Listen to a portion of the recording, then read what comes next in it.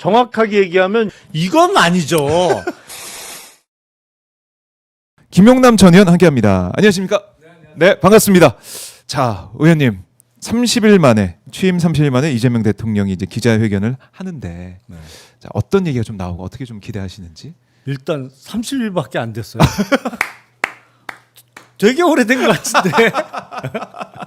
아니 그동안 많은 일이 있어갖고 네. 30일은 그냥 꽤 여러 달 된 것 같은 느낌이에요. 느낌은. 일을 너무 많이 해가지고 네. 윤석열 시간과 비교해 보면 네. 3년 간 것 같기도 하고. 아니 변화가 많았잖아요. 네. 그리고 이제 오늘 상법 개정안도 통과되게 된다고 합니다만, 예. 약간 약간 약간 미흡한 조금, 점도 있어요. 네. 이제 합의 처리를 하다 보니까 그렇게 됐는데, 네. 뿐만 아니라 많은 변화가 지금 생겨나고 있어서 네.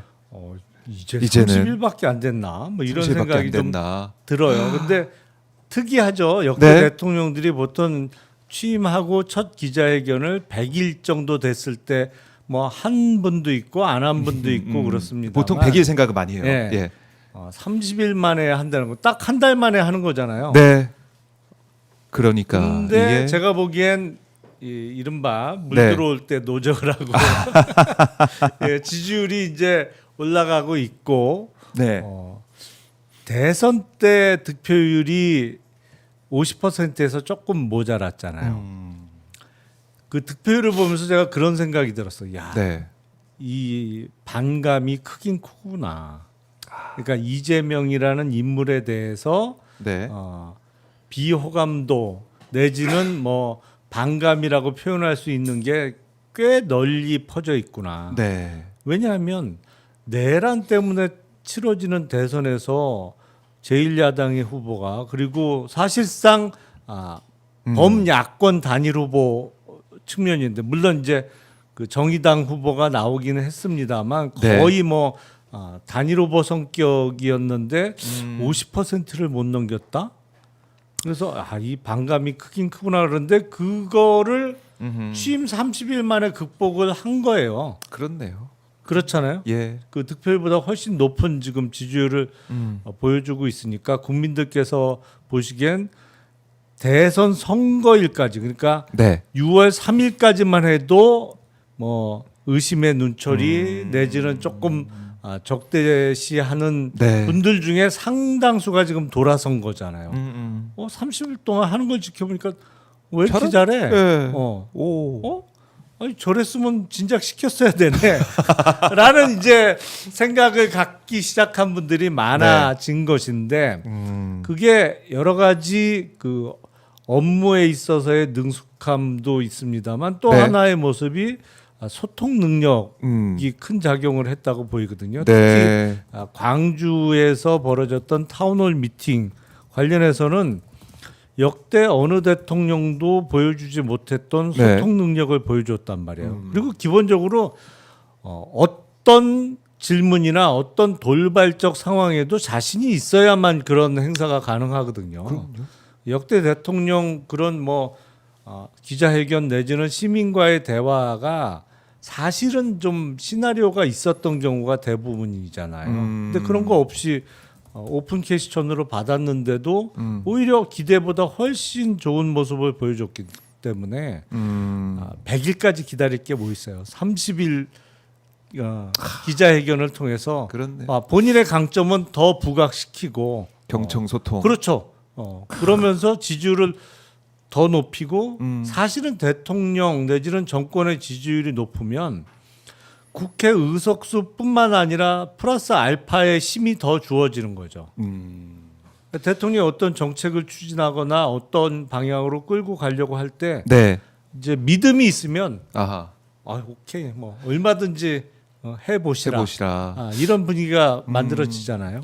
그러니까 그동안 전 정부 특히 이제 바로 전임 정부를 들여다보면 뭘 하던 간에 국민들이 믿을 수가 없었고 왜 이런 일을 하지? 왜 이렇게 하지? 외교부터 해가지고 다 마찬가지였지 않습니까? 의심스러웠어요. 계속 의심하고 묻게 되고 의혹들이 불거지고 근데 거기에 대해서 계속 얘기를 안 해줬잖아요. 소통 안 했잖아요. 뭐래도 하면 예. 제일 먼저 드는 생각이 저건 어느 놈의 점괘야? 또 어느 무속인이 뭐라고 얘기를 한 거야 도대체. 그런 생각부터 들었으니까. 그렇네. 그런 모습을 봤었는데 이재명 대통령은 국민과 함께 네. 국민에게 보고하고 그다음에 뭐 기자들이 이제 질문하겠지만은 그것도 어떻게 보면은 국민 대신해서 질문하는 거니까 네. 거기에도 답을 하고 그러니까 국민 주권 정부라는 말이 딱 맞는 그렇죠. 그 시점입니다. 그 그리고 모습이에요. 그렇게 질문 사항을 미리 정해놓지 않고 네. 그냥 플로어에 있는 사람들한테 오픈해서 하는 거 내용에 자신 없으면 못해요. 그렇죠. 절대로. 네.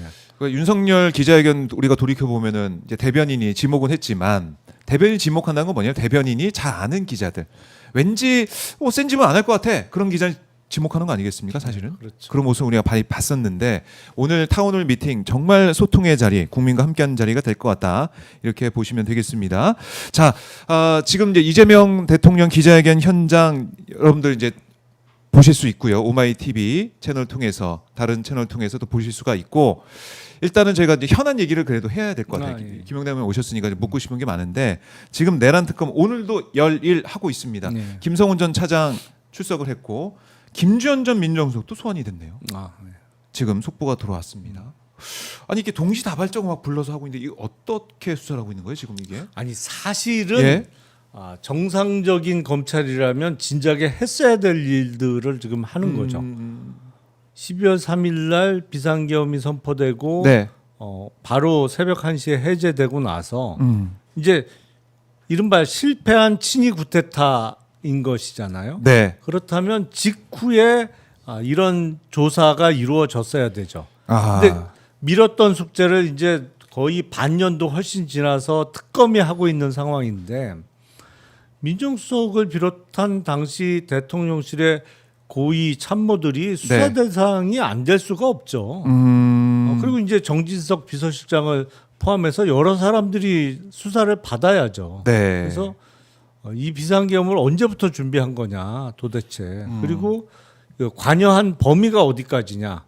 그리고 비상계엄이 실패로 돌아간 이후에 그 다음에 어떻게 어떤 그 작전을 짰느냐. 그리고 이상한 방식으로 구속 취소 결정이 정말 지기현 판사 독단적인 결정이냐.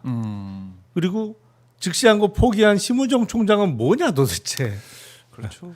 조사할 게 조사할 많아요. 게 많네요. 지금. 이 자체가 그동안 이제 검찰에서 조사를 한다고 했지만은 사실 제대로 된 조사, 그러니까 검찰을 조사하는 건 검찰이 또 못하는 거 아니겠습니까? 제대로 조사가 안 된 거죠.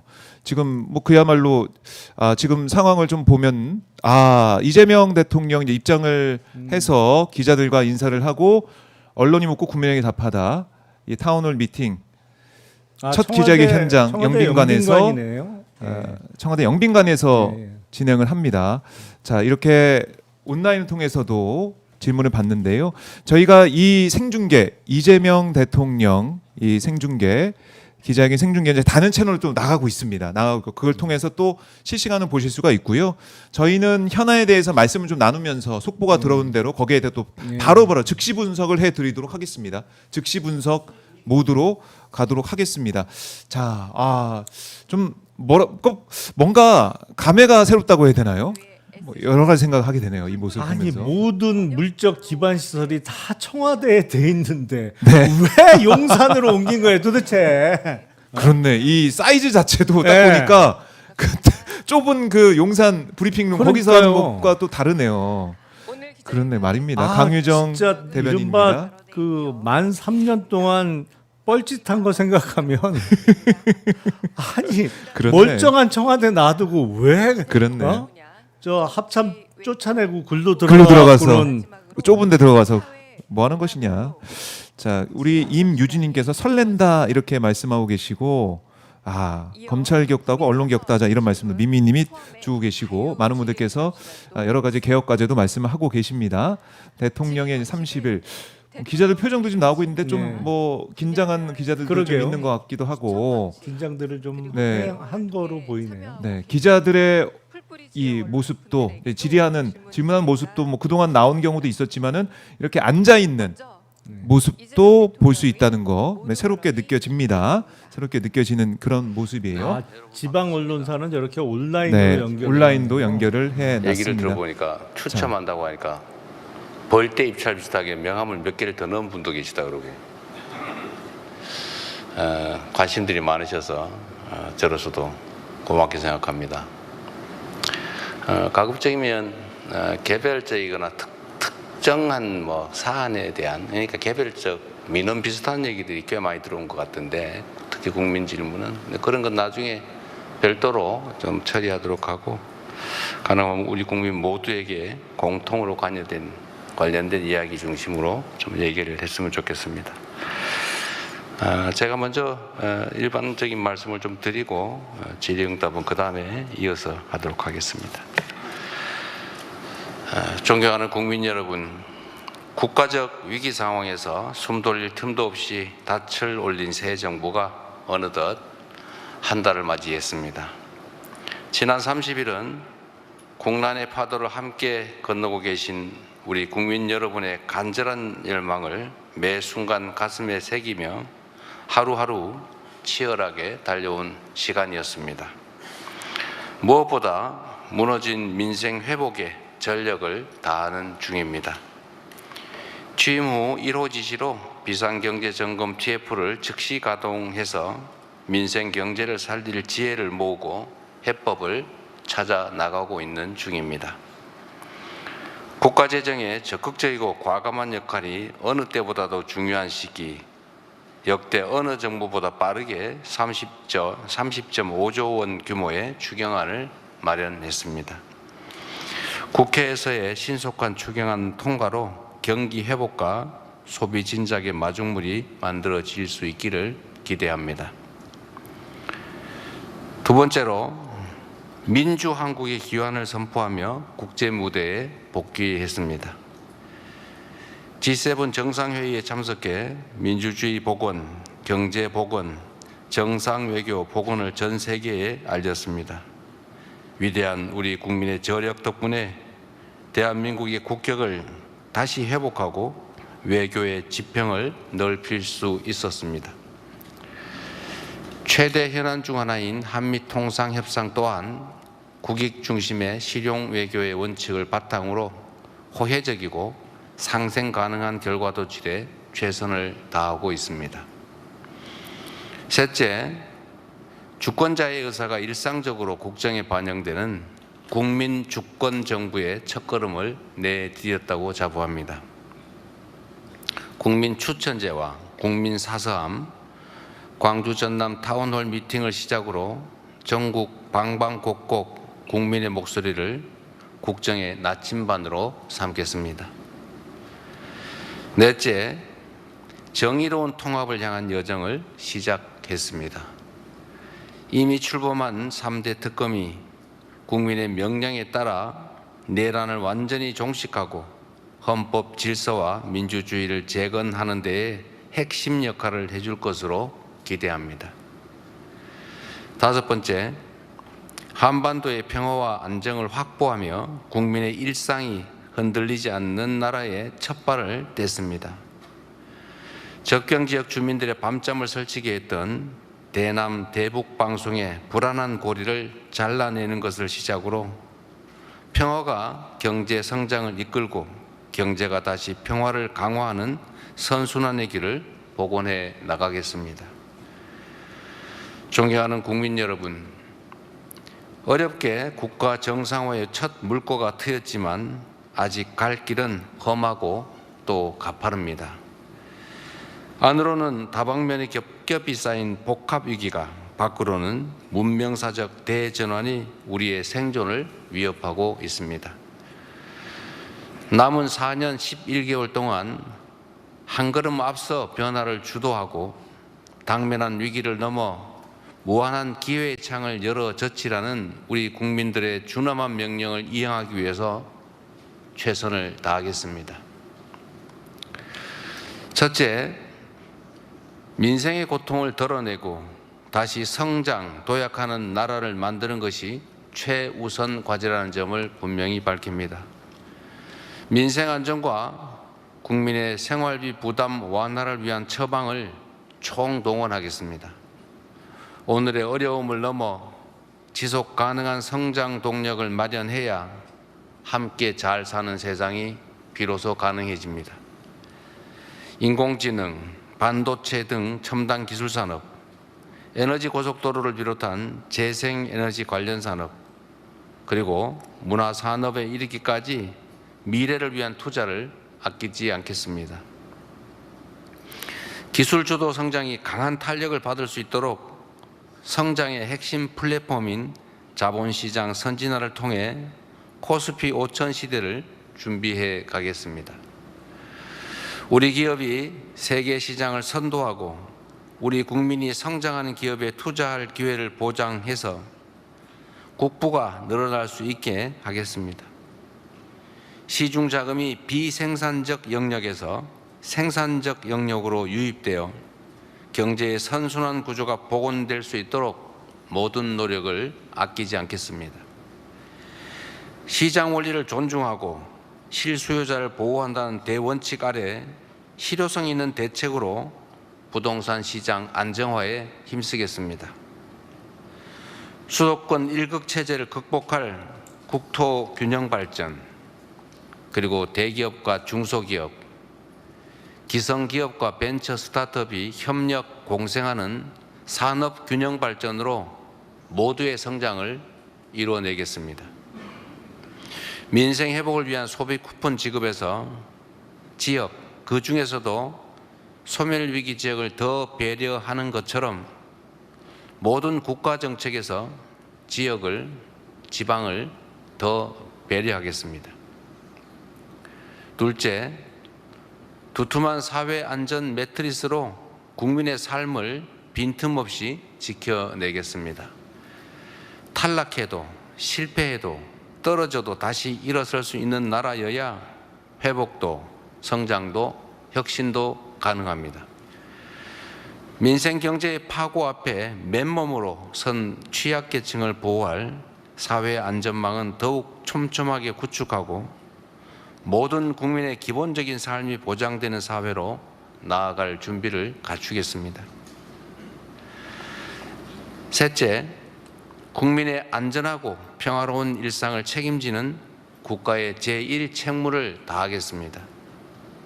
사회적 참사의 진상 규명부터 반복되는 산업재해의 재발 방지책 마련까지 안전사회 건설의 책무를 결코 외면하지 않겠습니다. 죽음의 일터를 삶의 일터로 바꾸고 더는 유가족이 거리에서 울부짖는 일이 없도록 하겠습니다. 평화야말로 국민 안전과 행복의 최저 필수 조건입니다. 최근 정부의 선제적 대북 방송 중단에 북한이 호응해 온 것처럼 평화의 선순환은 얼마든지 가능하다고 믿습니다. 대한민국은 세계 5위 군사력을 자랑합니다. 그리고 북한 GDP의 1.4배에 달하는 1년 국방비를 지출하는 세계 군사 강국 중에 하나입니다. 강력한 국방력을 바탕으로 도발에 철저히 대비하는 동시에 단절된 남북 간 소통을 재개하고 대화와 협력을 통해 한반도 평화와 공존의 길을 열어가겠습니다. 굳건한 한미동맹과 긴밀한 한미일 협력, 그리고 조속한 중러 관계 개선을 바탕으로 국익 중심 실용 외교를 통해 평화도 국민의 삶도 지켜가겠습니다. 코리아 디스카운트를 코리아 프리미엄으로 확실하게 바꿔내겠습니다. 기후위기와 국제통상 질서의 변화로 농업 여건이 갈수록 어려워지고 있습니다. 새 정부의 새로운 농정에 대한 기대와 우려, 특히 농식품부 장관 유임에 대한 염려를 잘 알고 있습니다. 국가 전략 안보 산업으로서의 농업의 중요성이 각별한 만큼 농업과 농민의 문제는 각별히 직접 챙겨가도록 하겠습니다. 양곡법 등 농업 민생사법을 조속히 처리하고 현장의 목소리를 정책에 반영해서 농촌에 희망이 다시 자라날 수 있게 하겠습니다. 집단지성체인 국민의 지혜야말로 우리의 앞길을 밝혀줄 확실한 등불입니다. 국민과의 직접 소통을 일상화 또 제도화하고 국정 운영에 국민의 의사를 적극 반영하는 명실상부한 국민이 주인인 나라로 만들어 가겠습니다. 국민의 권한을 위임받은 권력기관들에 대한 개혁도 속도감 있게 확실하게 추진하겠습니다. 지금까지 그랬듯이 앞으로도 우리 정부의 확고한 원칙은 오직 국민입니다. 국민 삶의 실질적 변화를 만드는 증명의 정치, 약속한 것은 반드시 지키는 신뢰의 정치로 국민의 간절한 염원에 응답하겠습니다. 고맙습니다.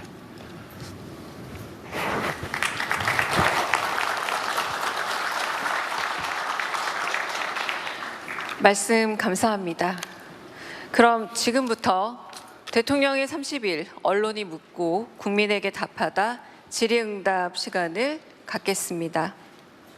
첫 번째로 자, 저희가 지금 이재명 대통령 첫 기자회견 모두 발언은 듣고 왔는데요. 저희가 지금 기자 질의응답은 다른 채널로 또 저희가 실시간으로 가고 있습니다. 그거 같이 보실 수가 있고요. 저희는 김용남 의원님 오셨으니까 그래도 모두 발언 좀 정리를 해보고 현안 분석을 좀 더 이어가 보도록 하겠습니다. 자, 모두 발언 들으면서 저는 민생에 어쨌든 제일 큰 방점이 찍혀 있고, 그렇죠. 우리 대한민국의 어떻게 보면 지금까지 구조적으로 어떻게 보면 좀 안 좋았던 부분, 특히 자본시장 관련해서도 그것도 강조를 했고 권력기관 개혁 얘기도 했는데요. 어떻게 들으셨습니까? 우선 이재명 대통령은 기회가 있을 때마다 자본시장 선진화 요 내용은 역시, 빠진 적이 없어요. 항상. 그렇네요. 그리고 코스피 5천 뭐 수치로 제시하는 목표이기 때문에 이건 약속을 지켰냐 못 지켰냐를 어떻게 달리 둘러댈 방법도 없어요. 이건 숫자로 나타나기 때문에. 그런데요. 예. 5천. 그래서 그 부분은 대단히 항상 마음속에 갖고 있고 다시 한번 본인의 의지를 확인시켜 주는 거를 매번 하고 있는 상황이고, 그리고 초반에 언급됐던 이른바 기술 주도 성장, 뭐 대표적인 게 AI고 지금 에너지 관련해서도 있습니다만 AI는 사실은 이른바 챗 GPT가 나오고 나서 그게 충격을 크게 주고 나서 몇 년 동안 우리나라가 한 게 없어요. 그러니까 윤석열 정부에서 완전히 손 놓고 있었어. 그러니까 개념이 없어서 한 게 없고 다만 개별 기업에서 하긴 했죠. 그러니까 그래서 LG의 엑사원도 나온 거고 네이버도 뭐 하이퍼 클로바 뭐 이런 게 한 건데 문제는 그 전체적인 방향을 잡아주고 그림을 그려줘야 할 정부가 손 놓고 있다 보니까 개별 기업 단위에서 하는 게 한계가 있었어요. 예를 들어서 그런 거예요. 한 2주일 됐나요? 한 열흘 전에 그 SK하고 아마존하고 같이 울산에 그 데이터 센터 이제 착공을 했잖아요. 거기에 GPU가 7만 장 들어간다는 건데 그게 여태까지 지금까지 우리나라가 여러 기업 연구기관에서 확보했던 GPU 총합보다 그게 많아요. 그럼 되게 어마어마한 양이네요. 그런데 문제는 뭐냐면 GPU 7만 장이라는 게 미국 거대 기업 같으면 한 기업에서 갖고 있는 게 그거보다 많아요. 그래요? 그게 뭐 마이크로소프트가 됐던 뭐 어디가 됐던 웬만한데 기업 하나가 그거보다 많이 갖고 있어요 이미. 10만 장 이상 갖고 있는 기업들이 꽤 여러 개 있으니까. 근데 우리는 그 기업에서 조금 갖고 있고 워낙 비싸요. 근데 그게 그 전에 블랙웰 이런 것도 그 한 장에 5만 불이 넘었으니까 지금 신제품 나오면서 더 비싸졌지만 그러다 보니까 고려대학교에 2장, 서울대는 한 장도 없었고 뭐 이런 식이었단 말이에요. 그러니까 지금 밀린 숙제가 너무 많아요. 이걸 그래서 이재명 대통령이 이 기술 분야에 있어서 우리가 그동안 뒤처졌던 부분을 지금 다시 속도를 내기 위해서 강조하고 있는 것이고 아하. 역시 최근에 그 부동산 시장 안정화 관련한 언급도 있었습니다. 근데 이제 앞으로 국무회의에 공기업들도 들어오라고 했잖아요. 네. 그 대표적인 그 참석 대상자가 LH예요. 집중 관리 네, 되는 겁니다. 집중 관리 이제. 대상이 된 예. 거예요. 아유. 그러니까 며칠 전에 대출 규제라는 이제 빨리 쓸 수 있는 카드가 하나 나왔습니다만 아하. 그거는 제가 보기에는 이른바 약발은 예. 몇 달 정도 갈 거예요. 근데 그게 좀 강력하고 좀 정말 빠르게 나온 대책이라서 강력하죠. 시장에서는 반응을 좀 보이는 거예요. 그렇죠. 그러니까 당장 몇 달 동안은 음. 집값이 올라가기는 쉽지 않을 겁니다. 네. 근데 문제가 그러다 보니까 지금 입주를 준비해야 되는 사람들은 조금 난감한 상황이 됐어요. 그러니까 대출 규제만 갖고 네. 밀어붙이면 우회 통로가 반드시 나옵니다. 또 제가 늘 드리는 말씀입니다만 정부에게 정책이 있다고 하면 시장에는 대책이 있어요. 그러니까 거기에 대응하는 그거 하나는 몇 달은 버틸 수 있습니다만 네. 몇 년은 못 버텨요. 아. 그러니까 그야말로 공급 사이드를 포함한 종합적인 대책이 있어야 되는 것이죠. 네. 그걸 앞으로 이제 준비해서 나오지 않을까 싶고 네. 그 아무래도 아파트 값도 그렇습니다만 생활 물가가 또 꿈틀거리잖아요. 너무 근데 비싸죠.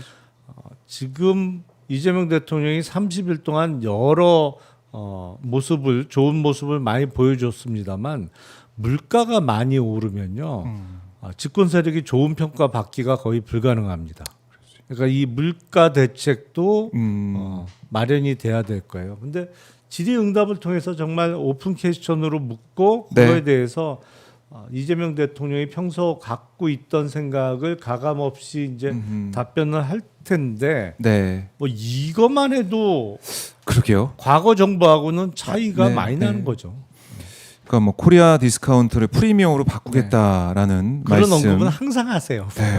이거 코리아 디스카운트 하면 그 얘기만 우리가 귀에 박히게 듣고 들어왔는데 프리미엄을 바꾼다. 이거는 정말 발상의 전환, 생각의 전환, 그것도 뛰어넘는 구조적 대전환을 볼 수가 있다라는 거 약속을 하고 있다. 그리고 지금 오늘도 코스피가 이제 3,100대로 또 이제 회복을 하고 있는 그런 모습이기 때문에 상법 개정이 오늘 만약에 국회에서 통과가 되고 이러면은 또 외국인들도 외국 투자자들도 진짜 바뀌었네? 라는 생각을 하고 물론 미비하고 또 갈 길이 있지만은 이제 시작이다라는 생각을 할 수가 있고. 그렇죠. 이제 플러스가 오늘 상법 되겠죠? 개정안은 그 여야 합의 처리를 하다 보니까 몇 개 핵심적인 내용이 빠졌어요. 네, 집중 투표제 얘기도 빠졌고. 이게 국힘이 그렇게 반대하다가 절대 안 돼라고 그렇죠. 하다가 왜 돌아섰느냐 아하. 보니까 합의 처리를 이유로 몇 가지 재벌들이 야 이거는 좀 빼라고 한 걸 빼기 위해 들어온 것 같아. 거의 그 생각이 들 정도로 예. 아니 그리고 이러면 그 전에 결사 반대했던 명분이 다 사라지는 거잖아요. 큰일 난다며. 그 망한다며. 그 상법 개정하면 누가 한국에서 기업하겠냐고 떠들었잖아요. 그럼 오늘 합의 처리하는 건 뭐예요 도대체? 가장 앞뒤가 안 맞는 모습을 이렇게 국민의힘의 의정 활동이나 이 정책 과정을 보면은 볼 수가 있는데요. 자, 네 이재명 대통령 발언 잠깐 듣고 올까요? 예, 잠깐 듣고 오겠습니다. 덩어리가 되죠. 모래만 잔뜩 모으면 모래더미가 될 뿐입니다. 그래서 차이는 불편한 것이기도 하지만 시너지의 원천이기도 하죠. 특히 정치 영역에서는 최근 검찰 인사 관련돼서 이런저런 지적들이 있는데 저는 뭐 성남시장 경기지사를 거쳐오면서 뭐 어쩔 수 없이 있는 공무원밖에 쓸 수 없는 한계가 있기도 했지만 그 중에서도 뭐 우리하고 색깔이 비슷한 우리를 지지했던 쪽을 다 골라내면 남는 게 없더라고요. 뭐 골라낼 수도 없었고 있는 자원을 최대한 써야 됐고 그리고 공직자들은 또 이런 게 있습니다. 공직자들, 특히 직업 공무원들은 그 지휘자, 인사권자에 따라서 움직이게 돼 있어요. 개별적 역량들을 가지고 있고 국가에 충성하고 그리고 부정부패를 저지르지 않는 기본적 소양만 있으면 결국 지휘자가 지휘하는 방향으로 움직이게 돼 있습니다. 제가 예를 들어서 이런 말씀도 드렸는데 공직사회는 로봇 태권부에 비슷해서 그 자체는 엄청난 힘을 가지고 있죠. 그런데 결국은 그 헤드에 조정관에 철수가 타면 철수처럼 행동하고 영희가 타면 영희처럼 행동하죠. 그러나 철수나 영희가 아무것도 안 하면 결국 공직사회 그 자체가 제자리에 주저앉아서 엉뚱한 행동을 하게 됩니다. 그래서 공직사회에 대해서 우리가 이런 비난들을 가끔씩 하잖아요. 뭐 영혼이 없다, 뭐 해바라기다 이렇게 얘기를 하는데 사실은 그렇게 비난하면 안 되죠. 직업 공무원들은 국민이 선출한 대표, 국민의 주권 의지를 대행하는 지휘관에 따라서 움직이는 게 의무입니다. 그게 법률상 의무일 뿐만 아니라 또 그렇게 훈련돼 있어요. 결국은 최종 인사권자, 지휘자가 시키는 대로 한 거죠. 그들도 사실은 어쩌면 비난받는 그들도 억울하겠죠. 지휘에 따라서 하는 것인데 공직사회, 특히 직업공무원들은 해가 있는 방향으로 고개를 돌리도록 법에 의무화되어 있습니다. 그걸 해바라기라고 비난하면 안 되죠. 결국 내용을 채우는 것은 국민으로부터 직접 선출된 인사권자, 최종 책임자, 뭐 직설적으로 얘기하면 대통령이죠. 그래서 다 골라낼 수도 없고 또 다 골라내서 한쪽만 쓰면 결국 끝없는 전쟁이 벌어집니다. 그래서 할 수 있다면 최대한 고쳐서 써야죠. 잘못된 게 있다면. 부족한 게 있다면 또 채워줘 가면서 같이 해야죠. 그래서 기본적인 역량을 가지고 있고 또 국가와 국민에게 충직한 기본적 자세를 가지고 있으면 다 같이 가야죠. 그래서 그런 측면들 복합적으로 고려해서 인사를 하다 보니까 일면에서는 칭찬받기도 하지만 또 일면에서는 비난을 받기도 합니다. 그래서 제가 드리고 싶은 말씀은 인사는 그 자체가 목표 또는 목적이 아니고 어떤 정책 과제를 수행하기 위한 수단이죠. 어떤 정책을 채택할 것이냐 또는 어떤 정책에 대해서 어떤 결과를 만들어낼 거냐를 가지고 평가 판단하는 게 좋지 않을까. 좀 시간을 주고 좀 기다려 주시면 어떨까 그런 생각이 듭니다. 인사로 모든 게 결정되지는 않죠. 인사가 중요합니다. 자질이 없거나 부정부패하거나 무능하거나 또는 이기적이거나 뭐 이런 인사를 하는 건 문제가 되겠지만 그게 아니고 성향이 다르다. 또 누구와 관련이 있다. 누구와 친하다더라. 누구와 뭐 어떤 관계가 있다더라. 이런 걸로 판단해서 배제하기 시작하면 남는 게 없습니다. 이게 어쩌면 정치 보복으로 발전할 수도 있다. 그런 말씀을 좀 드리고 뭐 야당의 불만은 저도 최대한 그 불만이 뭔지 실질적인 논거가 있는 것인지 즉 합당한 것인지에 대해서 끊임없이 저도 질문해 봅니다. 만약에 타당하고 합리적 근거가 있는 거라면 당연히 그 지적을 수용해서 교정해야지요. 앞으로도 그렇게 할 생각입니다. 그리고 끊임없이 이제 대화할 생각이고요. 저는 뭐 못 만날 이유도 없다고 생각하고 저는 이때까지 제 개인적인 삶도 그랬고 또 공직 생활도 그랬지만 벽을 세우거나 선을 그어서 미리 차단해서 가능성을 봉쇄하는 건 별로 좋은 방법이 아니라고 생각해요. 만나보고 얘기 들어보고 정리해도 늦지 않죠. 좀 우리 야당들도 다 국회의원들도 다 국민의 선택을 받은 국민의 대리인 대표들이기 때문에 충분히 존중받아야 되고 또 저도 존중해야 된다고 생각합니다. 자주 만나 뵐 생각이에요. 근데 영수회담을 정례화할 거냐 문제는 좀 고민을 해보겠습니다. 그게 이제 형식적으로 그럴 수도 있고 저는 필요하면 한다. 그리고 기본적으로 필요하다고 생각합니다. 그쪽에 일정을 맞춰서 필요할 때마다 만나면 되죠. 그런데 이제 이것도 안 하다 보니까 조금 이제 약간의 부작용이 있는 것 같긴 합니다. 이제 공식 공개 모임, 공식 비공개 모임, 비공식 비공개 모임 이게 이제 단계들이 있잖아요. 근데 허심탄회한 얘기를 해야 되거든요. 그런데 비공식 비공개 모임 이런 건 이제 모임 자체도 좀 안 알려주면 그런 걸 자주 할 수 있죠.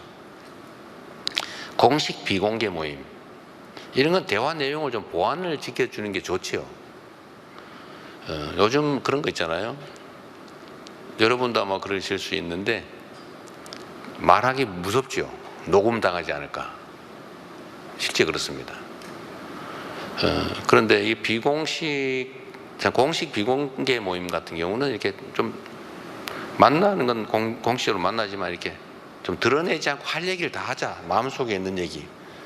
그걸 했는데 그 중에 일부를 떼가지고 어디 공격 소재로 쓰거나 그러면 그 다음에 만나기가 어렵죠. 그건 모두에게 필요하다. 그게 이제 안 하다 보니까 하도 귀하게 보다 보니까 이제 이것도 기회다 이렇게 생각할 수 있는데 저는 앞으로는 좀 그런 것들을 서로 잘 지켜가면서 맞는 비공식 비공개 모임 또는 공식 비공개 모임도 자주 가졌으면 좋겠어요. 그리고 저는 우리는 모두 개인 사업을 하는 사람들이 아니고 모두 국민을 위해서 국민의 뜻을 대변하는 대리인들이기 때문에 굳이 사감을 가질 필요가 없다. 개인적 이해관계 또는 개인적 이권 이런 것들을 추진하는 게 아니라면 사적 감정을 가질 필요가 없죠. 양보나 배려가 필요하지 않냐? 저도 그렇게 생각합니다. 당연히 공적인 일에는 사적 이해관계가 배제되어야 되기 때문에 사실 이렇게 하나 저렇게 하나 별로 관계없을 경우가 많아요. 그러면 뭐 양보할 수 있죠. 도달하는 길은 목표는 똑같은데 오른쪽으로 갈 거냐 왼쪽으로 갈 거냐 버스 타고 갈 거냐 비행기 타고 갈 거냐 뭐 기차 타고 갈 거냐 뭐 그런 거 양보할 수 있죠. 그런데 비행기를 타지 않으면 기회를 놓친다. 버스 타고 가면 안 된다. 이럴 경우에 버스로 타는 걸로 양보할 수는 없겠죠. 그리고 해야 될 일과 하지 말아야 될 일 중에 하지 말아야 될 일의 양을 양보한다는 것은 옳지 않다고 생각해요. 제가 뭐 부적절한 얘기, 뭐 설마 야당이나 이런 데서 그런 주장을 하지 않을 거라고 믿습니다만은 예를 든다면 극단적인 예죠. 10개를 이때까지 매년 10개를 훔쳐왔는데 앞으로는 8개만 훔치자. 아니면 2개 훔치는 것은 허용하자. 이런 걸 양보할 수는 없고 이런 건 양보라고 할 수 없겠죠. 그건 야합이죠. 그래서 저는 타협과 야합, 봉합과 통합 이런 건 좀 구분하자. 그러나 정말로 이 협의 또는 타협 그리고 통합 여기에 필요한 것들은 제가 최종 책임자이기 때문에 제가 많이 해야 된다고 생각해요. 그렇게 하도록 노력을 하겠습니다. 고맙습니다. 네, 말씀 감사합니다. 많은 기자분들이 기다리고 계시죠. 다음은 대통령께서 직접 지목해서 2개의 질문을 받겠습니다. 지목하신 분께 마이크 전달 드리겠습니다. 그냥 저보고 하라고요? 네, 대통령께서 지목하는 겁니다. 네. 네, 그럼 그럼 질문하실 분들 손을 드시면? 손을 들어주시면 그러셨어요. 대통령께서 지목하겠습니다. 한꺼번에 듭시다. 네, 네. 손 들어주시면 네, 대통령께 네. 지목권을 드리겠습니다. 네, 여성으로 하겠습니다. 네. 여성 네, 작가 여기 앞에 누구신지. 계시고요. 마이크 전달 주시면 소속 매체와 성함 말씀 부탁드립니다. 대통령님 취임 30일 축하드립니다. 저 KTV 이혜진 기자라고 합니다. 네. 저는 아마 저도 그렇고 또 많은 직장인들이 지금 좀 기대를 하는 부분이 그 주 4.5일제 시행에 대한 부분이거든요. 그래서 지금 이제 주 5일제가 너무나 이제 당연해진 것처럼 주 4.5일제가 이제 너무나 우리에게 그렇게 당연해지는 시점이 언제쯤으로 예상을 하고 계신지 말씀 부탁드리겠습니다. 네, 우리 이혜진 기자님 감사드립니다. 사실 저도 모르겠어요. 제가 4.5일제는 꽤 논쟁적 의제였는데 우리 야당에서도 4.5일제를 하자고 얘기를 결국 했는데 그건 좀 내용이 좀 달랐어요. 그러니까 4일 동안에 1시간씩 더 일하고 5일째는 밤만 일하자. 그건 사실 4.5일제가 아니죠. 그건 변형된, 그건 변형 근로제 비슷한 거죠. 저는 우리 사회가 앞으로 노동시간 단축을 반드시 해내야 된다고 생각해요. 많이 일하고 생산성은 떨어지고 힘은 들고 국제 경쟁력은 점점 떨어지고 이런 방식으로 우리가 계속 갈 수 있겠냐. 그야말로 질보다 양으로 승부해 왔다고 할 수 있죠. 그래서 노동 생산성도 재고 올려야 되고 노동 시간도 좀 줄여서 워라밸이 가능하게 만들어야 되고 또 이게 국제적 추세이기 때문에 지금도 우리가 OECD 평균 대비 120시간 이상 더 일한다고 해요. 그냥 한 달 반쯤 된다고 하죠. 한 달에서 두 달, 1년에. 어쨌든 이걸 좀 줄여야 건강한 삶도 가능하다. 또 길게 보면 일자리 나누기라는 측면에서 일자리 늘리는 효과도 있고요. 근데 이걸 강제로 뭐 법을 통해서 일정 시점에 시행이라고 오해하시는 분들이 계신데 그렇게 하는 건 사실은 갈등 대립이 너무 심해서 불가능합니다. 제가 보기에는. 그래서 이거를 사회적 대화를 통해서 가능한 부분부터 조금씩 점진적으로 해 나가야 될 것 같아요. 그랬더니 일부에서 지적이 그러면 결국은 뭐 공무원, 공기업 또는 뭐 일부 대기업 이런 데만 해가지고 빈익빈 부익부가 더 심화되지 않냐 이런 반론이 있습니다. 뭐 그것도 일리 있는 지적이긴 하죠. 내가 장시간 노동을 하니까 다른데 더 줄이지 마라 뭐 이런 뜻은 아닐 거고 그게 이제 사회적인 흐름으로 좀 정착돼 가다 보면 전체적으로 4.5일제가 실현 가능한 현실적인 목표가 되지 않을까 생각합니다.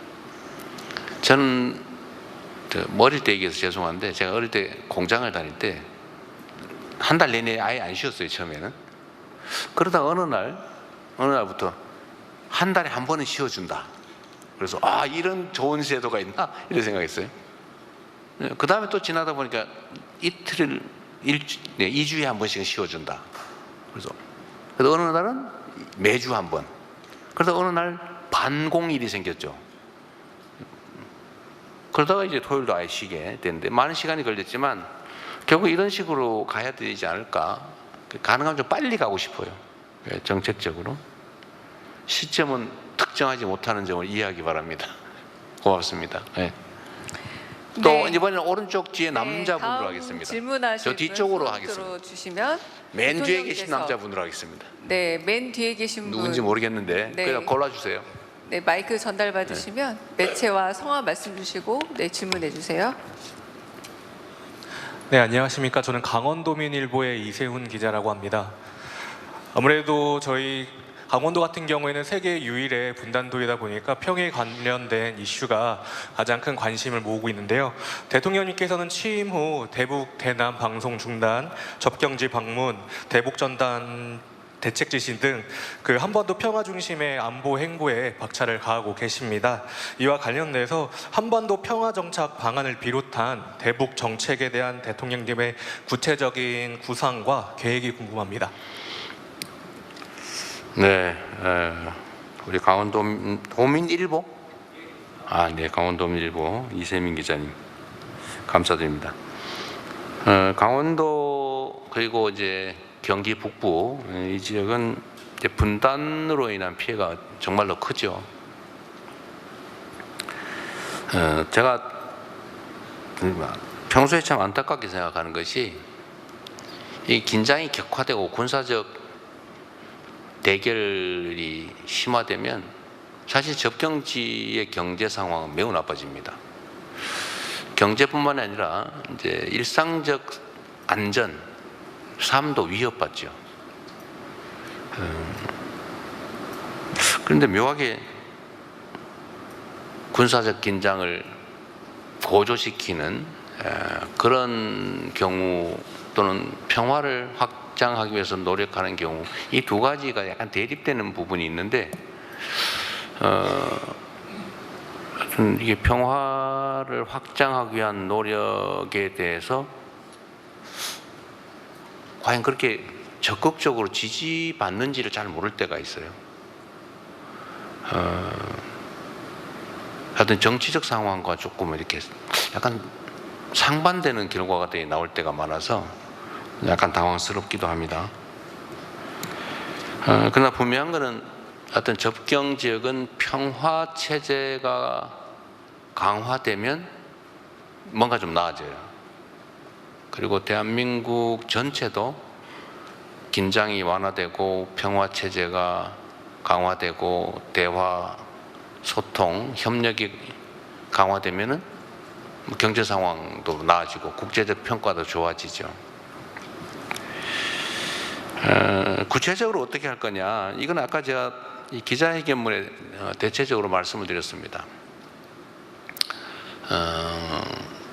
한미동맹, 한미일협력이라고 하는 그 기본적 토대, 그리고 세계 5위, 그리고 북한의 1년 국민 총생산의 1.4배에 이르는 우리의 1년 국방비. 어쨌든 이런 든든한 국방력, 그리고 앞으로도 이제 안보 분야에 대한 이제 연구개발이나 아니면 무기 장비 체계 개편 또는 군 첨단화, 스마트 강군화 이런 것들은 계속해 나가야 되겠죠.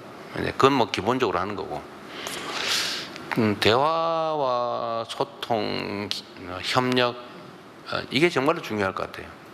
이게 김대중 대통령께서 햇볕 정책이라는 이름으로 이제 일종의 전형을 만들기도 했지만 사실 전쟁 중에도 외교는 하는 겁니다. 이거는 수백 년, 수천 년 전에도 있었던 일이죠. 전쟁을 해도 외교는 하는 거예요. 대화는 하는 거죠. 근데 대화를 전면 단절하는 건 그건 정말 바보짓이죠. 미워도 얘기를 들어야 되거든요.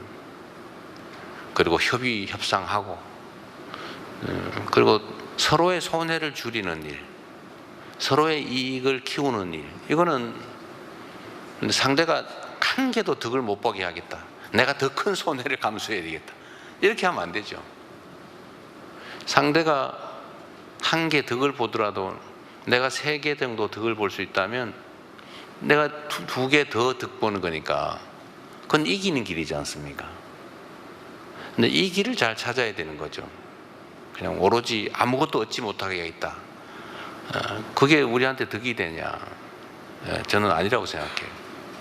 그래서 정치나 외교에서는 감정을 배제해야 된다. 철저하게 이성적으로, 합리적으로, 논리적으로 대응해야 된다고 생각합니다. 저는 한미 간의 든든한 공조 협의를 바탕으로 해서 북한과의 관계를 개선해야 되겠다고 생각해요. 저는 지금은 너무 적대화되고 불신이 심해서 쉽지 않을 걸로 예상합니다. 그러나 저는 대북 방송 중단을 할 때 얼마나 빨리 반응할까, 혹시 반응 안 하면 어떡할까 약간의 우려를 했던 건 사실이에요. 우려를 했지만 분명히 호응할 거라고 생각했죠. 근데 너무 빨리 호응해서 저도 약간은 기대 이상이었습니다. 그래서 하나씩 완화해 나가야 되겠죠. 제가 변호사 일을 하면서 상담을 많이 했는데 그 중에 부부 갈등 상담을 많이 했어요.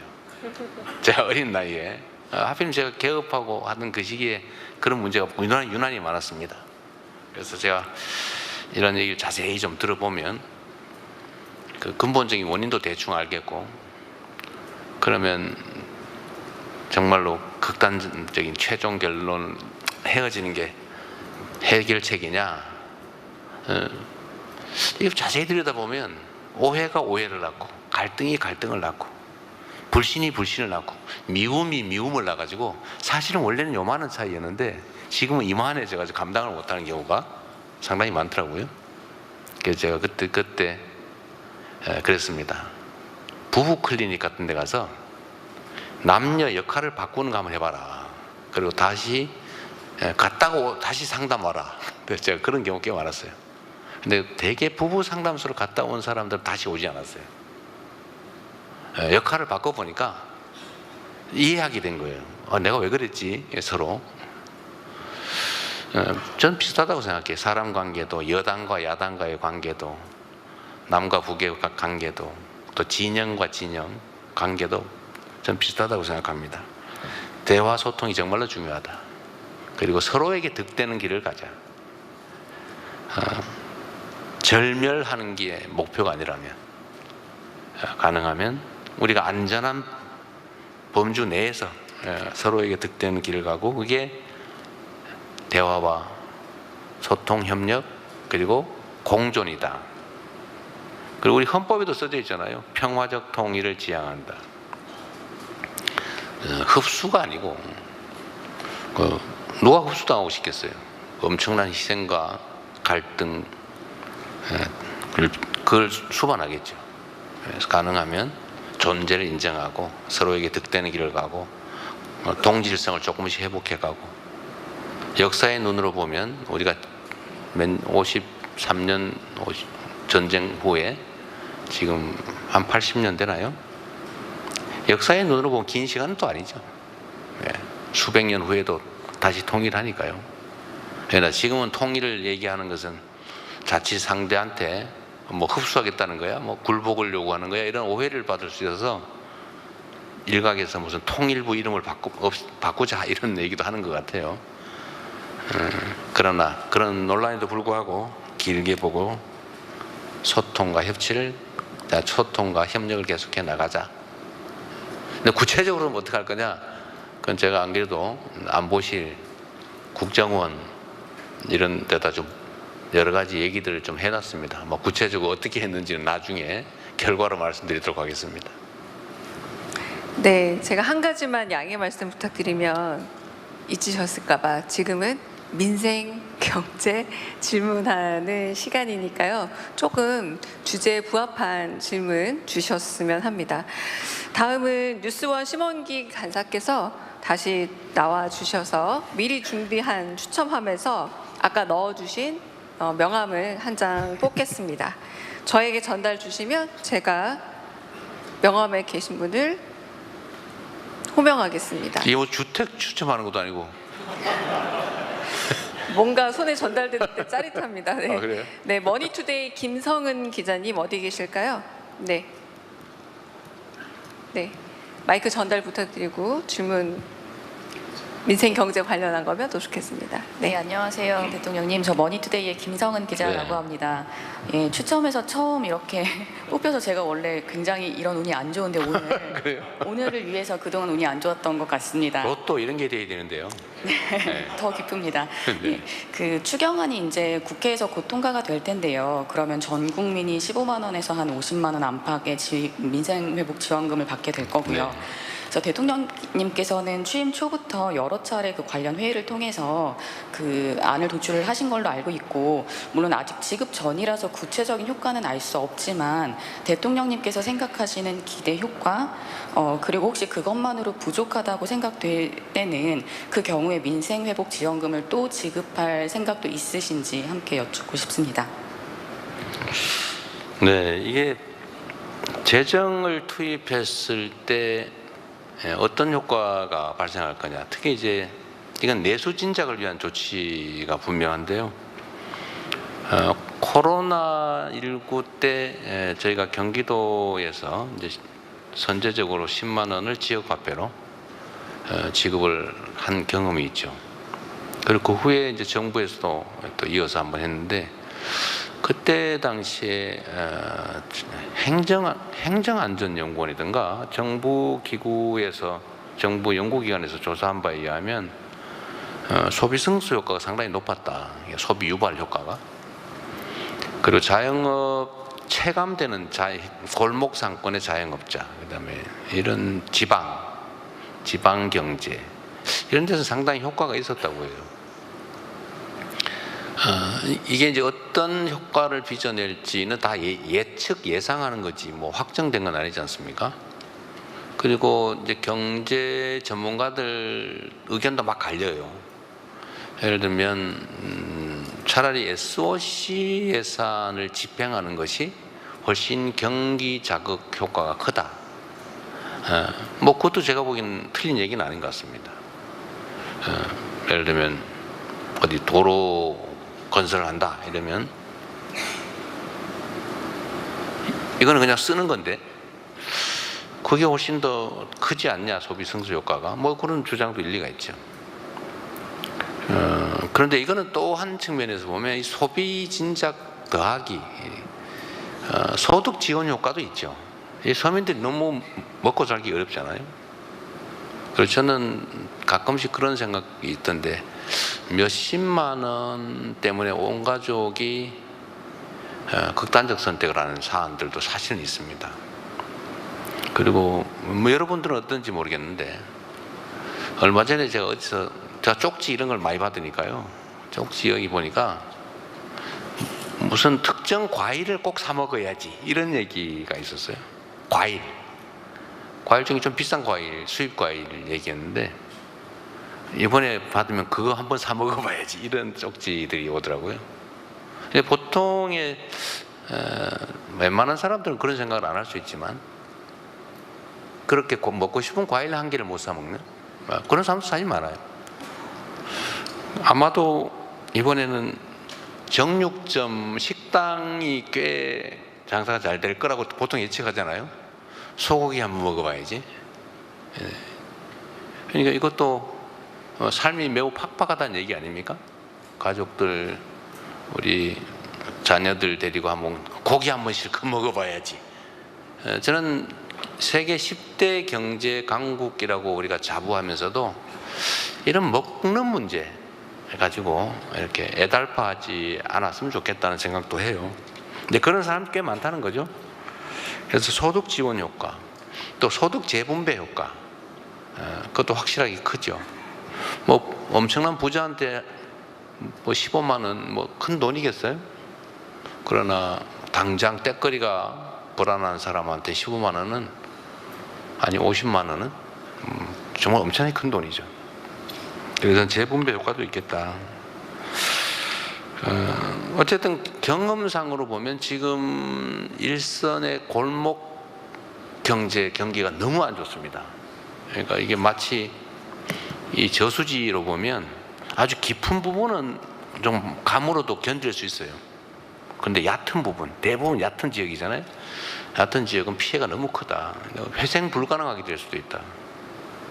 그런 측면에서 지금 현재 재정 상황, 또 부채 상황, 경제 상황 이런 것들 다 고려해서 나름은 정한 것이고 효과는 일반적으로 평가되는 것보다 높을 거다라고 생각합니다.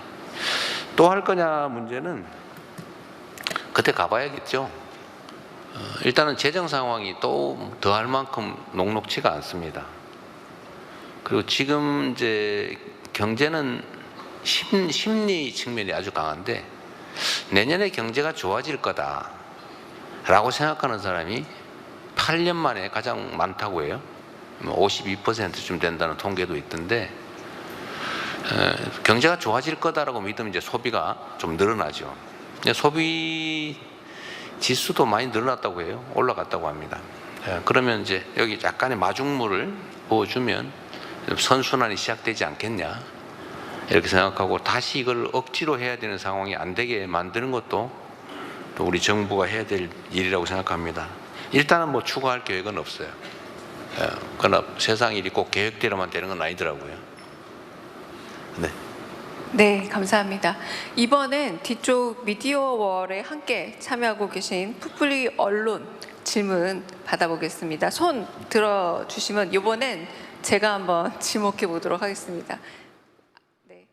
제일 먼저 자, 지금 민생 경제 관련 이제 질문이 이어지고 있고 뭐 주 4.5일제 얘기도 있었고 한반도 이제 평화 관련된 얘기, 그다음에 이제 민생 지원금 관련 얘기까지 쭉 이제 나오고 있습니다.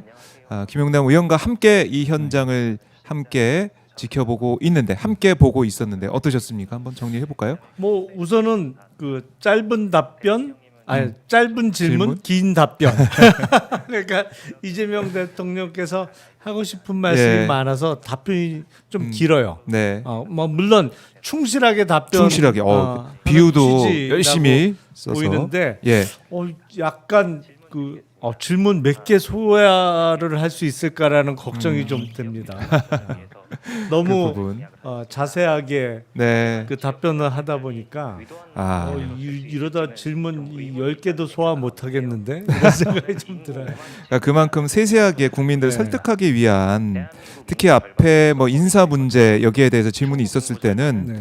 여러 가지 또 비유를 써가면서 충실히 답변한 예. 모습이었습니다. 한 가지 색깔만 뭐 고집할 수 없는 거고 그리고 야당이 뭐 볼 때는 미흡한 부분이 있겠지만 어쨌든 뭐 일할 수 있는 그 기회를 달라 그런 취지의 얘기도 있었고 지금 뭐 이제 지원에 대해서도 계속 얘기를 좀 하고 있는데 지원 대책에서 얘기를 좀 하고 있는데 자, 예, 지금 뭐 이 답변 저희가 또 다른 채널 통해서 지금 나가고 있기 때문에 김용남 의원 또 말씀을 그럼 전체적으로 얘기를 좀 들어보고 마무리 좀 해야 될 것 같습니다.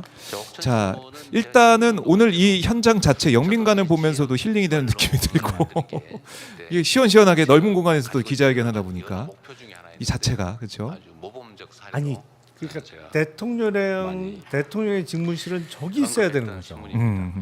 그거 다시 한번 확인할 수가 있습니다.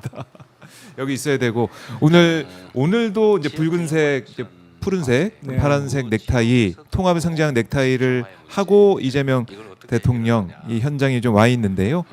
그러니까 야당을 설득하고 아까 북한 얘기도 나왔지만은 설득을 통해서 우리가 가야 될 목표를 향해서 뚜벅뚜벅 가겠다. 네. 그걸 강조했던 것 같기도 해요. 그렇죠. 네. 그리고 여야 합의로 법안이 처리되는 게 정말 오랜만 아닌가요?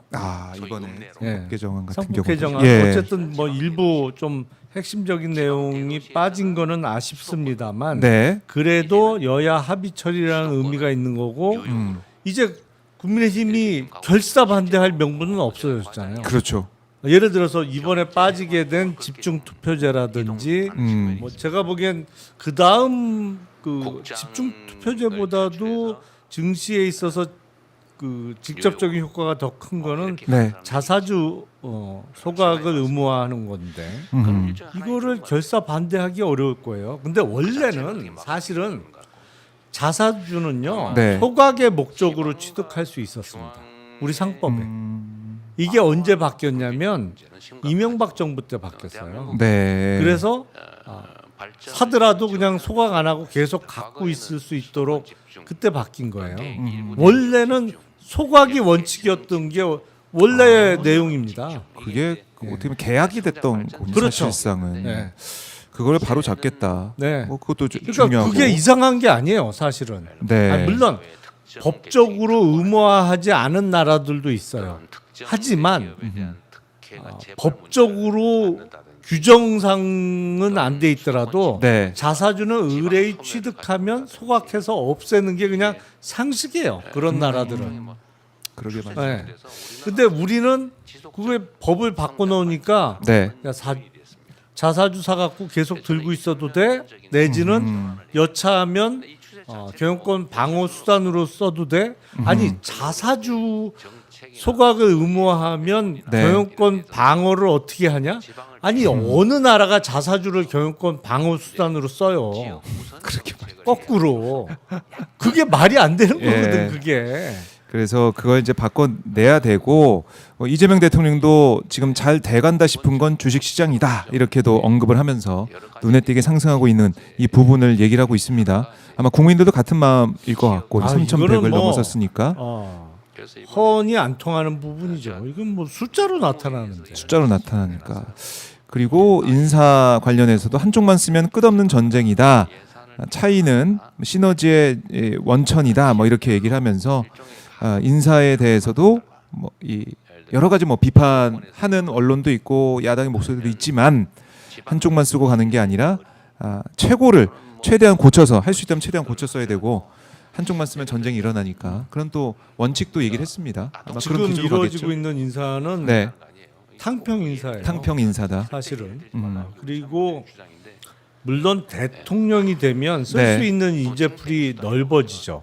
그렇죠. 하지만 그럼에도 불구하고 국가 차원의 인재 총합은 제한이 있어요. 그 안에서 이것 빼고 저것 빼고 그러다 보면 정말 얼마 쓸 수 있는 사람의 후보군이 너무 적어지는 거예요. 네. 그래서 정말 결정적인 하자가 없다면 그리고 그전 정권에서 적극적으로 나쁜 짓에 가담한 사람이 아니라면 일할 수 있는 기회를 줘야 된다고 저는 생각해요. 네. 그런 기회.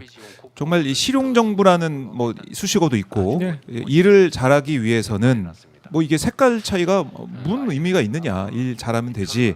이렇게도 이제 볼 수가 있는 것이고 인재가 또 많다고 했는데 또 이제 김용남 전 의원도 여기 이제 이 자리에 계시고 또 언급을 또 감사한 해드려야지. 말씀이고 그런 거죠. 네. 흔히 얘기하기 그 공무원은 영원히 없다고 하잖아요.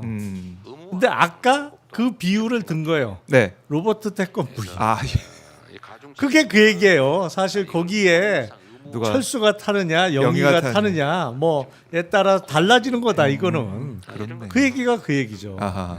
그래서 지금 어떻게 보면 대한민국의 리더십이 이렇게 이재명 대통령으로 바뀌어 있기 때문에 공직자들도 더 긴장해서 열심히 일을 할 거고 정말 실용적으로 더 잘해낼 거다 이런 생각.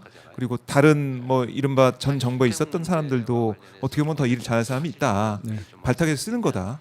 다시 한번 강조를 했습니다. 일단 예. 송미령 장관 유임 이후에 국무회의 분위기가 달라졌다는 거잖아요.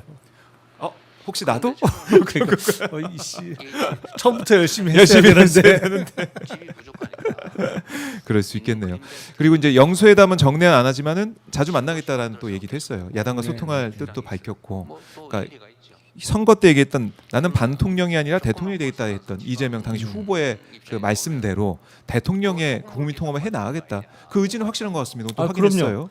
그리고 예. 본인의 의지가 원래 그렇기도 합니다만 그렇게 소통을 하면 할수록 네. 사실은 아, 야당의 입지는 점점 작아지는 거예요. 그렇잖아요. 윤석열 대통령처럼 안 만나. 대화고 뭐고 없어. 그러면 예. 절반은 야당목이 되는 겁니다. 그렇잖아요. 사실은 지금의 여야, 예. 지금의 여당이 야당일 때도 사실상 대략 반반의 그 포션은 있는 거거든요. 네. 근데 그런 식으로 절대 안 만나. 그러면 나머지 반대편에 있는 사람은 그냥 야당 편이 되는 거예요. 하지만 계속 소통하고 얘기 들어주고 네. 뭐 이런 모습을 보이면 저쪽 진영에서 계속 넘어오는 사람이 생길 수밖에 없는 거예요. 그래서 야당은 점점 입지가 좁아지는 거죠. 왜냐하면 야당이 잘해서 야당이 칭찬받기는 정말 어려워요. 야당은 일종의 반사체거든요. 그럴 수 있겠네요. 집권 세력이 못하면 빚을 받는 거지. 네. 근데 집권 세력이 소통하고 열심히 그래도 얘기 들어주고 잘하면 잘할수록 야당은 힘을 잃어요. 야. 전략적으로도 그게 맞아요. 또 그런 참 신기한 부분인데 이번에 시정연설 끝난 다음에 마친 다음에 국민의힘 의원들 이제 악수하면서 뒤로 이렇게 이재명 대통령 걸어 나왔는데 국민의힘 의원들이 딱 일어나가지고 기립해가지고 악수하고 그러더라고요. 아니 그러니까 그 시정연설 내내 박수도 한 번 네. 안 치던 사람들이 막상 다가와서 악수하니까 뚜벅뚜벅 다가왔었어요. 붙잡고 무슨 얘기를 그렇게 오래 하는 거예요 서로. 계속 붙잡고 뭐라고 계속 얘기를 하더라고 보니까. 그러니까 눈두장 찍으려고 그러나 거기 자리 있어요? 뭐 이런 거. 그런지 모르겠지만 저도 언제든지 귀순할 준비가 돼 있어요. 뭐 이런 얘기 하는 거 하나. 어디로 넘어가면 됩니까? 그러니까 그 우리가 뭔 얘기하는지 모르겠지만 어쨌든 그 그림 자체만 보더라도 국민들이 오 야당과 저렇게 악수도 하고 소통하는구나. 그거 하나 또 메시지가 될 수도 있고 그렇죠. 그렇죠. 그런 모습 자체가 네. 대통령이 점점 커 보이는 거죠. 알겠습니다. 그 여러 가지 의미가 있는 오늘 기자회견 또 이재명 대통령의 30일간의 행보 저희가 정리해봤고요. 이제 질의응답이 정치외교 안보 분야로 넘어가고 있는데 이 현장으로 저희가 가서 이재명 대통령의 발언 들어보도록 하고 김용남 의원님 여기서 또 보내드리도록 하겠습니다. 고맙습니다. 네, 네, 감사합니다.